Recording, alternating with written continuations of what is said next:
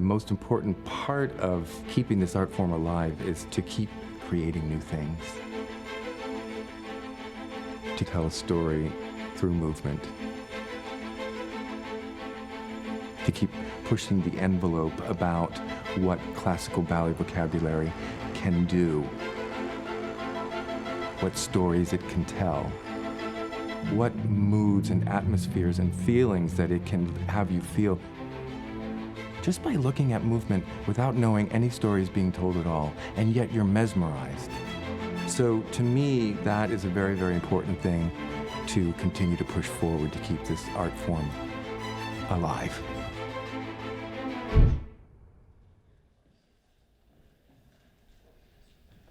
David's going that way now instead of. And Annie's going where? So Anna, go with Matthew. Turn yourself. Yeah, So, go ahead and come Robert, around. do you have a second? We could start talking a little bit about Bailamos. I don't know the story behind it, but it looks like they're both kind of longing for something from what I could see from the video. It's interesting that now you're making me remember. One. And one, and oh, 5, 6, 7, 8. My first memory of doing ballet was in high school. I wanted to be a gymnast and I wanted to be a diver. And both my coaches, they wanted me to take ballet lessons so that I could polish 5, my 6, and presentation. 7, 8, and rock, and rock. I just know that a very, very, very short time after those first few classes that I found what I need to be doing in this world. Okay, now that we know who we're paired up with, let's take a look at it one more time. From the ladies' entrance, because the gentleman... So my directorial career has been going for 15 years now. Before those 15 years was a 20-some-odd year career as a dancer. So I've been doing this for a long time. Albion is these arms. I'm not feeling that part. To me, everything that I always did on the stage, every single performance was of complete importance, whether it was the Metropolitan Opera House or some small little stage in the black box somewhere. I always felt the same excitement and nervousness and adrenaline. And it's the same thing with choreography. Choreography is always difficult for me. I marvel at some of my colleagues who just toss it off like that. And sometimes people say, but it looks so easy for you. Would that it were, you know? Obviously, the more you do something, the better you get at it.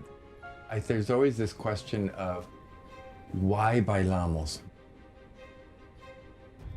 There's a big Latin community here in Orlando, and it made sense to reach out to your community. That community is growing. This whole Central Florida is the second fastest growing area in the country at this point. I think that the Latin culture is a great resource for artistic expression. There's an endless supply of material that you can play with. Está funcionando. This is bold, it's beautiful, it's bailamos! I think with Bailamos, we use some music that everybody knows. We use huapango, we use danzón de Marqués, we use this one ballet I call Ojalá is using music of Chavela Vargas. It's fun to move in a very contemporary way. I was directing Ballet de Monterrey in Mexico at the time, but I was doing a gig in the Royal Ballet School, the graduating class, and I was asked to go there to choreograph. So while I was there, I went and saw a play. But I came back to Mexico. I was using the essence of the energy that was created on that stage at that theater in London, represented that longing, that never-ending hope that somebody would come back and somebody would return, and that's essentially. And you get that. And oh, yeah, exactly. You do. And ojalá could loosely translate to I hope. I'm very collaborative when it comes to my creative process as a choreographer. Before I even finish saying what I want them to do, they're already doing it. These are elite athletes that we're putting on the stage. They also are artists. It's very satisfying to work with people who understand the collaborative process.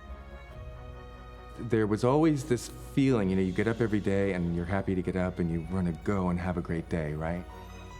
Somehow, I have this naive 57-year-old kid inside of me who believes that things are meant to be good. Sometimes the obstacles, depending on what they are, sometimes they are just ridiculously unfortunate, and it basically just inspires you to figure out how to get around it. You know, if a tree drops in front of you, you got to sort of climb over to go under it or go around it somehow, right? If you want to keep going. So I think that these things that kind of enter the space as you go are just things to kind of push out of the way. I think sometimes they do help inform where you actually get to in terms of your creative process. We are done. We are done.